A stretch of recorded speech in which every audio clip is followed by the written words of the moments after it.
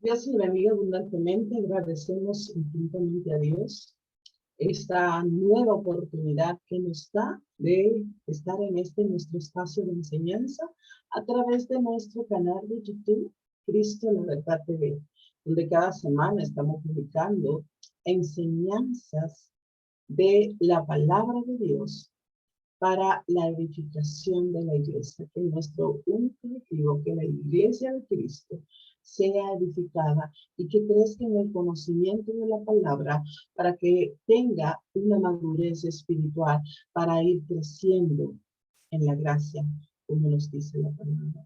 Continuamos con nuestra carta a los colosenses que escribe el apóstol Pablo a esta iglesia y donde el mensaje principal de esta carta tiene que ver con la reconciliación, ver con la obra de Jesús en la cruz del Calvario, temas principales que el apóstol da en esta carta, esa obra salvadora de Dios a través de Jesucristo, el ministerio de Pablo para la predicación a los gentiles, a los no judío, y habla también de la nueva vida en Cristo, cómo el creyente debe afrontar esto de vivir en un mundo en decadencia y luchando con una naturaleza caída, tener una nueva vida en Cristo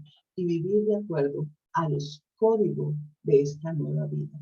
Entonces, en ese entonces era para esa iglesia en esta pequeña ciudad de Colosas, hoy es para la iglesia de Cristo en cualquier lugar del planeta Tierra.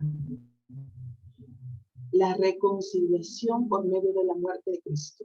Luego que el apóstol Pablo viene hablando y estableciendo que el Señor nos traslada de las tinieblas a la luz, y dice que tuvimos perdón de pecado, redención, quiere decir que alejó totalmente lo que dice la palabra, que son echados fuera y enviados hasta el fondo del mar.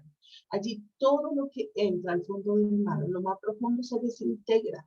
Así hizo el Señor alejar nuestro pecado. Por lo que el apóstol Pablo, después de dar esta información, explicación, pasa a explicar cómo acontece el proceso de la reconciliación entre Dios y el ser humano por medio de la muerte de Cristo. Él inicia en este versículo 15 diciendo, Él, refiriéndose a Jesús, es la imagen del Dios invisible, del primogénito de toda creación.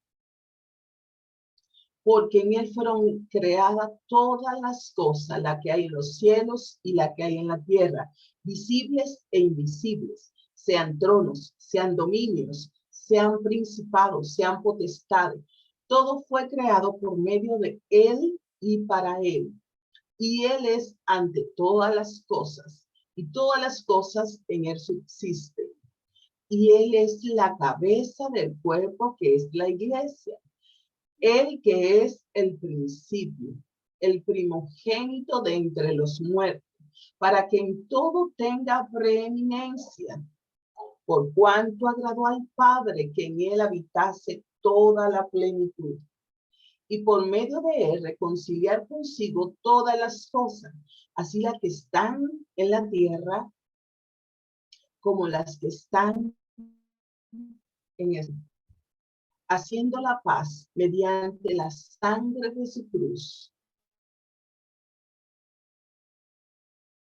Y a vosotros extraños y enemigos en vuestra mente, haciendo malas obras, ahora los ha llamado reconciliado en su cuerpo de carne, por medio de la muerte, para presentaros santos y sin mancha e irreprensible delante de Él.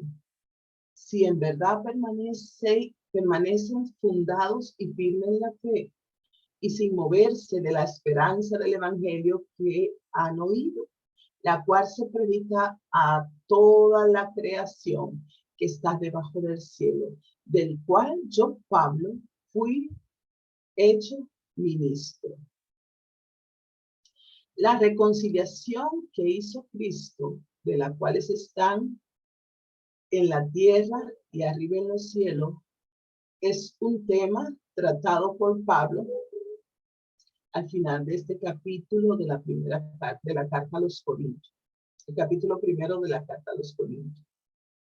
Plantea en esta parte de ese capítulo 1 el precio de la reconciliación, que fue la sangre de Jesús. La recuperación que hizo esta reconciliación. Reconcilió todas las cosas. Y reconcilió a Dios con el hombre caído. Recordemos que cuando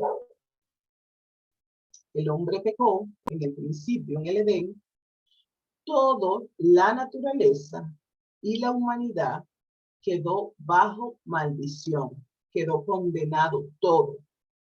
Por tanto, la reconciliación para Dios volver a tener una relación con el ser humano y con la creación, solo hubo una persona que pudo satisfacer la justicia de Dios, y fue su Hijo Jesucristo.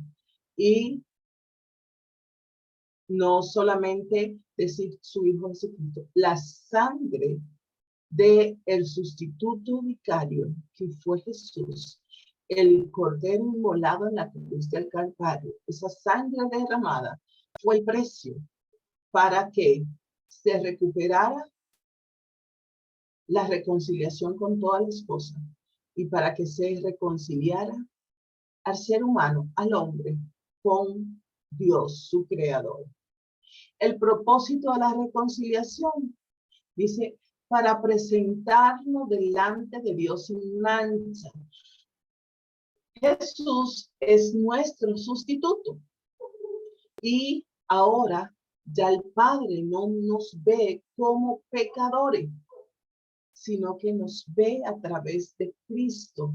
Y dice que somos presentados delante del Padre sin mancha por su obra redentora, porque la sangre nos limpia, Él nos ve a través de esa sangre que nos justifica y que borra toda iniquidad. Dice también que tiene como propósito esta reconciliación, presentarnos delante de Dios irreprensible.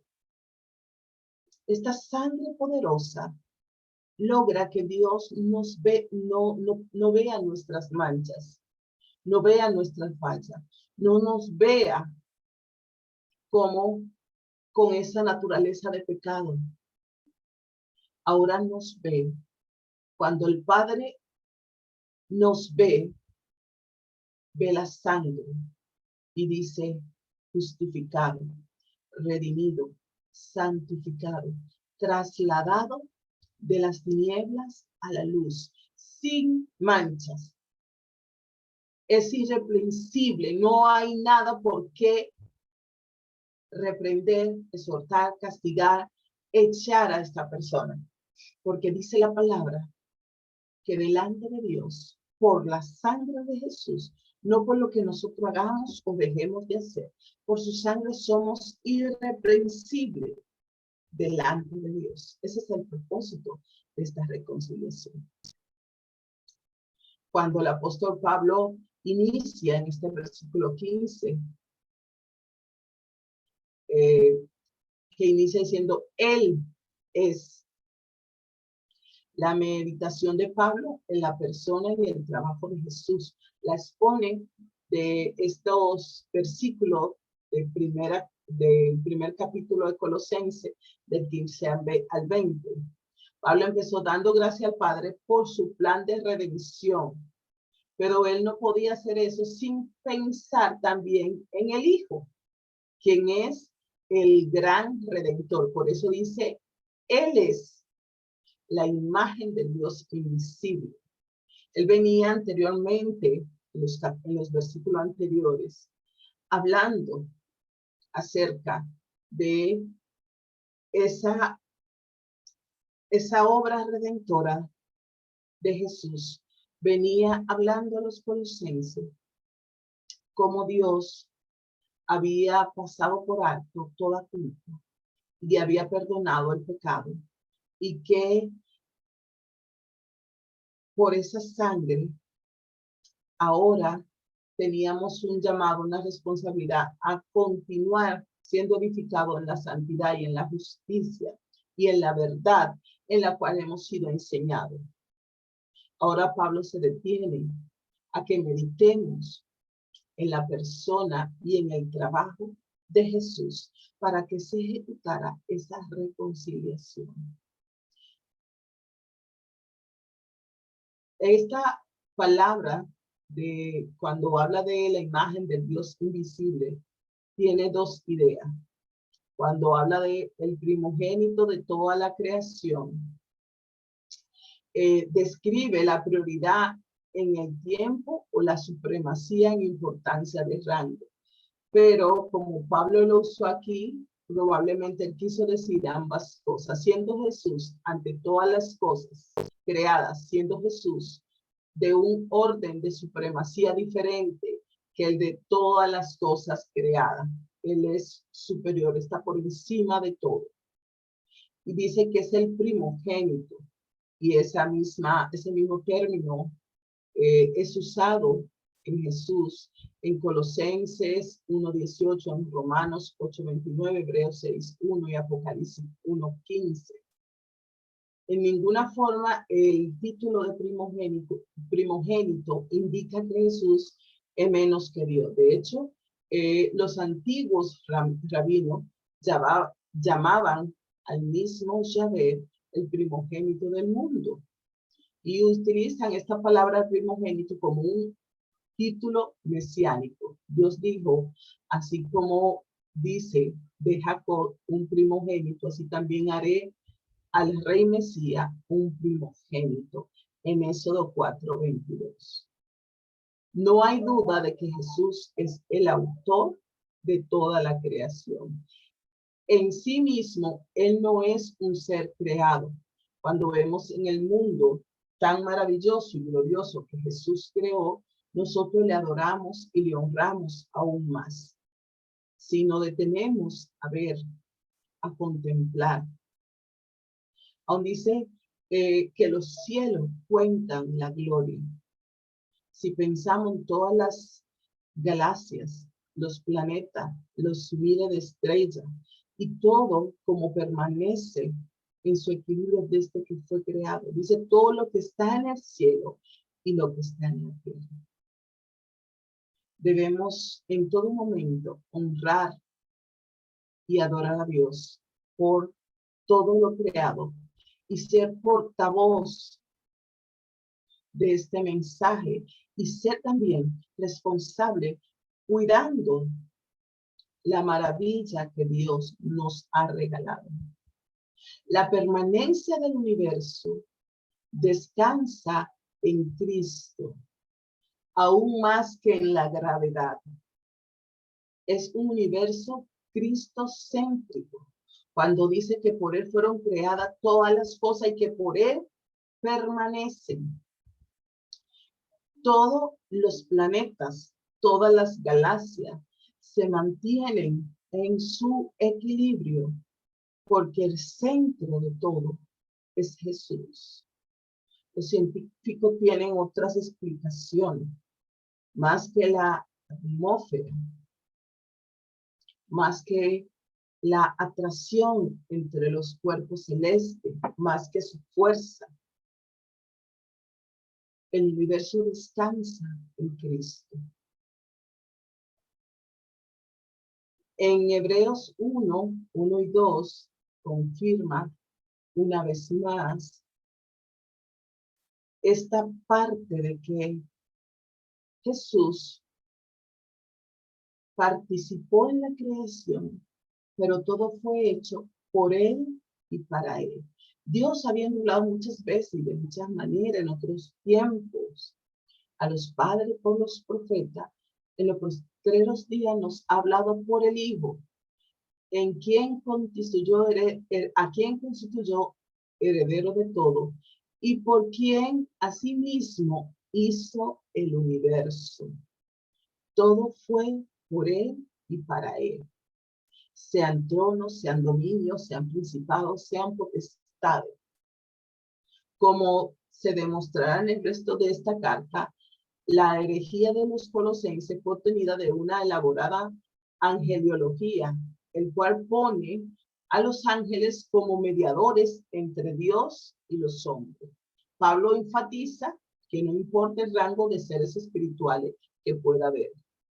Jesús también los creó y dichos seres únicamente responden al mandato de Jesús. Que Jesús está por encima de cualquier dominio, principado, potestades, ángeles, trono, que quieran darle esa supremacía. Por eso el apóstol hace esta especificación, porque hay muchas personas y hay montones de religiones que van detrás de lo que fue creado y no adoran al Creador que está por encima de todo. Y Él es ante todas las cosas, Él que es el principio. Siglo después de que Pablo escribiera esto, es un peligroso y popular maestro llamado Ario decía que Jesús no era Dios y que hubo un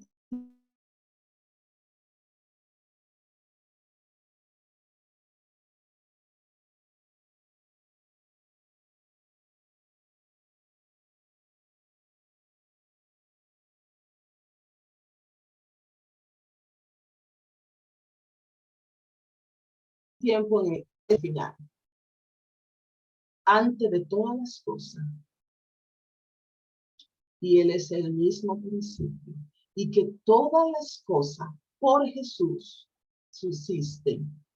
La idea de que Jesús es el principio que une todas las cosas y el sustentador personal de toda la creación.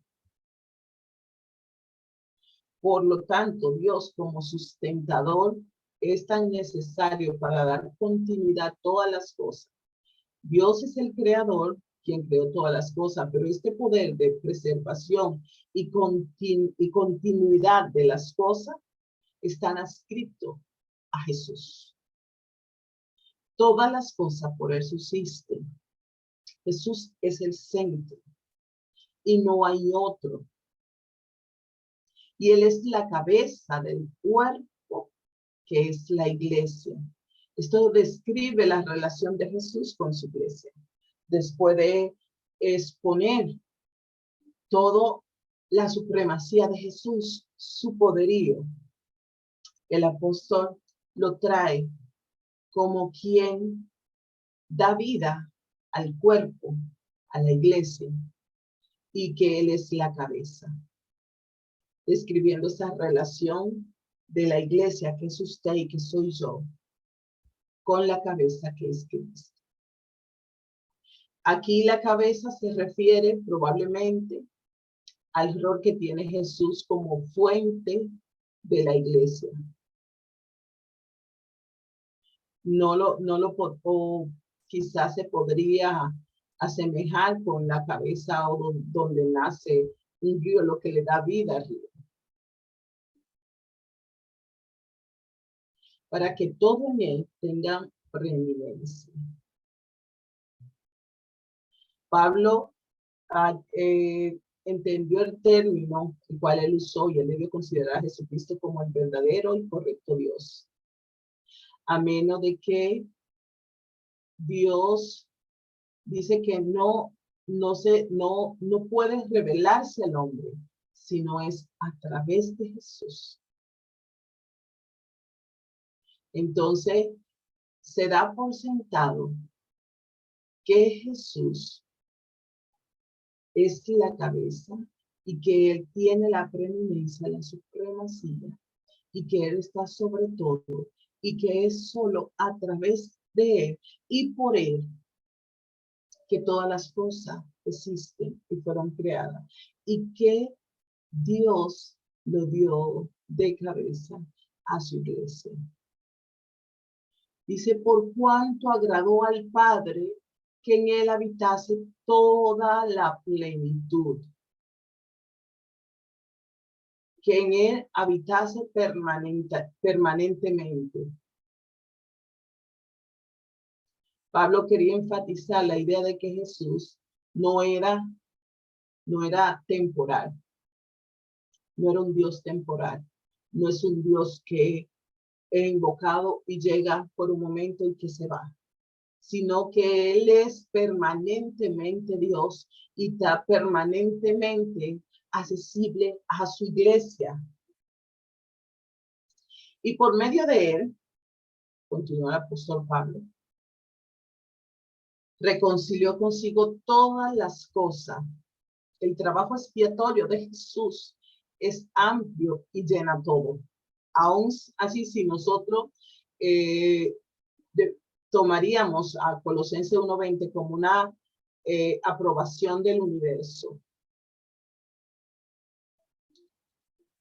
Él es el que hizo posible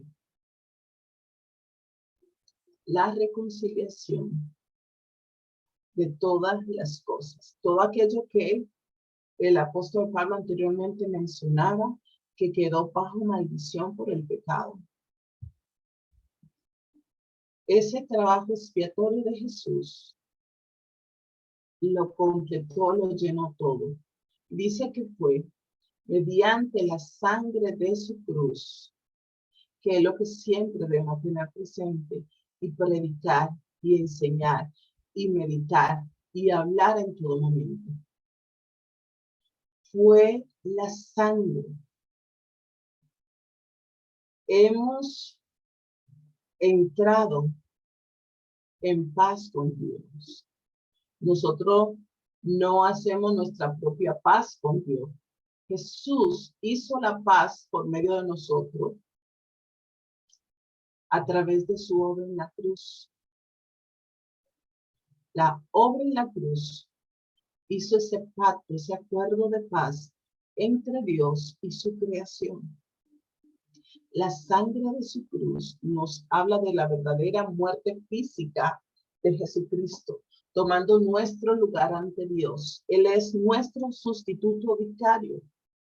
Lo que teníamos que padecer, usted y yo, Él lo padeció en esa cruz, tomó nuestro lugar. Lo que debíamos recibir, el castigo que debíamos recibir por nuestra culpa de pecado, Cristo la recibió. Esa muerte literal en nuestro lugar y el juicio literal que Él llevó a favor de nuestro es lo que nos salva. No es una historia, no es cuento. Literalmente, el vino padeció en esa cruz, fue molido, así como dice la palabra, y toda su sangre fue derramada en esa cruz. Él toma esa sangre expiatoria y la lleva al trono para completar el proceso de redención en favor nuestro. Este proceso, este acto, nos da la salvación y nos reconcilia con Dios. Continuamos la próxima semana con una segunda parte de este tema, la reconciliación por medio de la cruz. Ya aquí hemos visto cuál ha sido el proceso, cuál es la posición de Jesús y lo que hizo Jesús para que hoy nosotros estuviésemos en amistad con Dios y que podamos vivir una vida abundante donde ya el pecado no se enseñorea de nosotros, porque tenemos un Espíritu Santo que mora en nosotros y que es nuestra responsabilidad en todo momento andar como es digno de Dios, como es digno de Jesús por su sacrificio. Debemos permanecer y practicar la paz, la justicia, practicar la santidad que nos fue otorgada y que debemos seguir creciendo en esa gracia a través del conocimiento de su palabra. Dios le bendiga abundantemente y sabemos que Dios está obrando en los corazones de cada persona que escucha esta palabra y que el Espíritu de Dios la revela para salvación, redención, restauración, porque la palabra es viva y eficaz. Dios le bendiga abundantemente.